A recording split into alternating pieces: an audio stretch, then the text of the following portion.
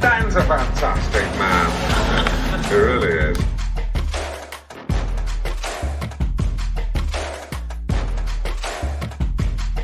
Ladies and gentlemen, please welcome. Let's also talk about Coinbase. They got hacked. I'm saying, what if they start doing this in general? What if people start trying to hack into this stuff? What do you mean start? Oh, they've been doing it. Since the beginning of the internet, yes. I'm not saying, yeah. In fact, coins, what they'll do is they'll have a contest and they'll say, we are inviting whoever can to try to hack us. And if you succeed, you'll get rewarded with money for basically hacking us because they want to be exposed with anything that they're missing. There was, I forgot what coin it was, but so anybody who's staking a coin, I explained to you before, which is basically like dividend for like you own Ford stock and they say you're holding on the Ford stock. We're going to reward you, give you a dividend for holding on to our stock. That's what staking is for a coin. And they went to do an upgrade for their server for that coin. And it ended up giving out like $90 million of rewards to their people who already owned it. And all they could do is go back to the public and say, will you guys please give it back? And no one's giving it back. Well, here's the question. So you said that there's a way where they can't get hacked and that they have a way to, I guess, like, what do? They just kind of push it into like, what is the terminology that they use to store it, right? So that you can't get into it. In a wallet, like a cold wallet. A cold wallet's the best. So can you still hack into a wallet then? No. Well, then how did they get into this? This is a question. Because they're on exchanges. They're on exchanges. Okay, but you just told me about an exchange. I don't want to do that. Because I said, that's why the first question I asked, I said, do you want to trade or do you want to hold? And you said hold. I said, well, we'll get you a wallet then. Yeah.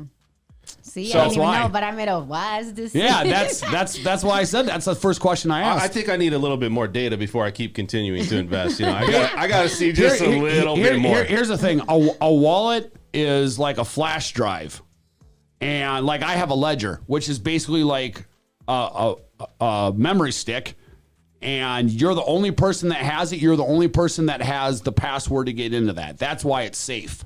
Because literally, it's not going online to anything. It's not connecting to any exchange. So you can't get dementia or anything like that, because then like that's just a done deal. Well, yeah. Well, that's over. Like, well, I forgot. What happens if you forget, Brad?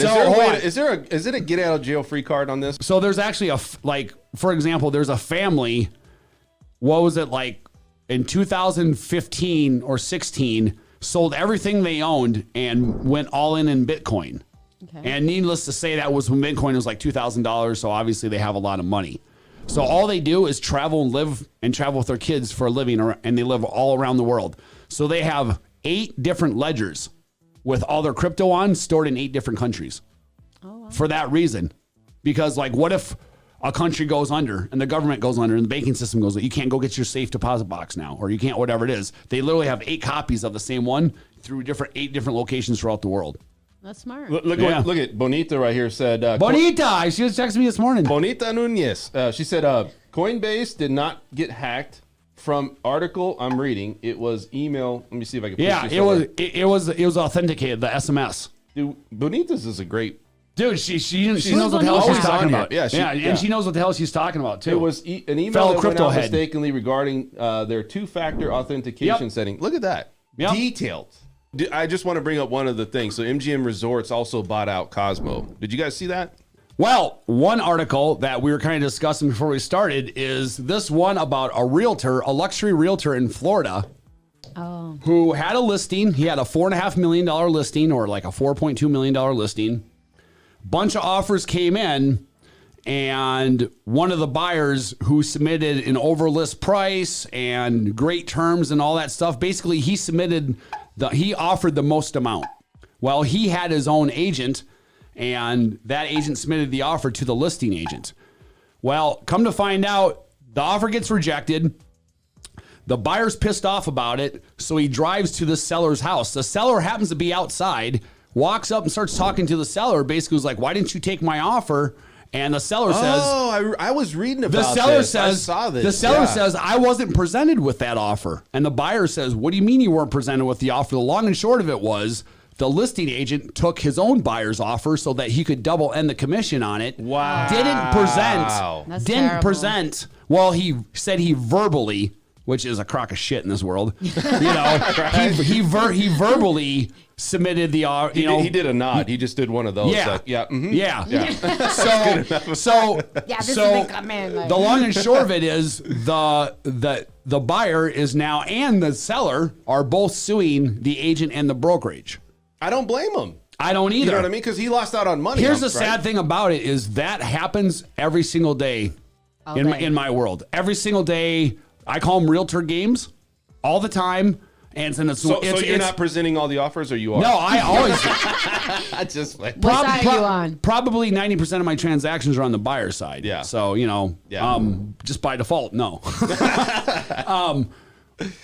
But, That's funny, man. It happens every day in our business, and it's one of those things where you know it's happening, but it's one of those things where it's super hard to prove. Right. It's super hard to prove. So how does the seller find out about it? And they know that. They know it's super hard to. Yeah. So the only reason this was discovered was because you had a buyer who took the gall to drive to the seller and talk to him about it. That's the only reason this was discovered. Wow. So have fun, realtor. It was a high-end property, dude. But That's let me the say thing. this. When especially when you do it at that level, those people have money to sue, and they will. So how often is this happening on? Not smart. How often is this happening on properties? Maybe less. All the time. Like 400 to 600. Like let's say that is that all the time. So how do they get away with it, agents? I mean, it's one of those things where it's hard to prove. Yeah, but I mean, you're doing a disservice to your. Of course they client, are. To your of seller, course your they client. are. You're supposed to help. I'm not saying I do that. I'm letting you know what I deal with from a lot of listing agents, and I'm not exposing any certain names or whatever it is. It's across the board, and it's something where I always say that's why I say realtors. If you want to get something done in life, have a realtor do it because we're the kings and queens of taking something that and figuring out how to get it done anyways. Because when you're going against a situation like that, you still need to figure out how to get buyers' offers accepted, even though you're dealing with that on the other side. That and a million other things, because these are all things that you would have to prove that the listing agent either had or didn't have these conversations with the seller. By law, I don't have a contract with that seller. The listing agent does. So how am I supposed to have that conversation with them? So how often? Listen, how long you been in the business? 16 years. Okay. And do you feel that this has been going on since you got into the business, Yes. or is this something that I started off in Madison, Wisconsin, and here. Okay. It's everywhere. What's in Madison, Wisconsin? Like that's just where I'm from originally. There's nothing there. I think it's Madison's booming big time. Oh, is it? Yeah, because they know what? They have a health database thing there called Epic. And it was started by this lady back in 1979 out of her basement in Madison. Yeah. But she was a computer programmer. And she's in Forbes. She's worth like $4 or $5 billion. So the thing about her is she's notoriously known for only hiring the best and the brightest. But what she does is she burns them out. She literally works them to the ground. Like you have to live within 10 miles of the building where you work. I mean, it's crazy, dude. But she literally works them into the ground. And after 3 or 4 years, they say, F you. Yeah. I can't do this anymore. But they're walking away with the intelligence now and the knowledge of how to go about starting a technology business. Yeah. They already had the brains. It's a huge startup place. So basically they get the recipe. Yeah. So now Madison's a huge startup place for startups. Yeah. Well, I think too, you look at Midwest, and this is another topic we were going to talk about, but a lot of people are trying to buy in Midwest. Yeah. Best deals are going on in the Midwest. That's what I'm saying. Right now. My sister-in-law put their house on the market for $375 and it sold for $420 cash. Wow. That's huge. Dude, in Madison, Wisconsin. Oh, wow, that's a big jump. I mean, I remember hearing that and I was like, shit, if I would have known that, I would have just stayed there. Yeah. I moved out here for opportunity. A lot of people are moving to Utah. I mean, the Midwest is a hot market right now, especially for somebody trying to get a deal. Yeah. It's weird. It's like everybody's kind of going in, filtrating inside, right? It's coming like California comes here. Looks like people from, East Coast is coming to Vegas. Yeah. East I mean, Coast. you know, I came across a lot of people from New York. The numbers here, the things growing here with the volume and appreciations doesn't really surprise me as because it's West Coast. It's just, it's a warm place to live, blah, blah. But the Midwest is like, that's crazy. I mean, that's how I know that it's doing this across the board, across the entire country. Yeah. It's not just a fad over here or... I think also people retiring are also migrating and actually moving into, some of these places. So they'll keep their place in Wisconsin to come out here for the winter. Yeah.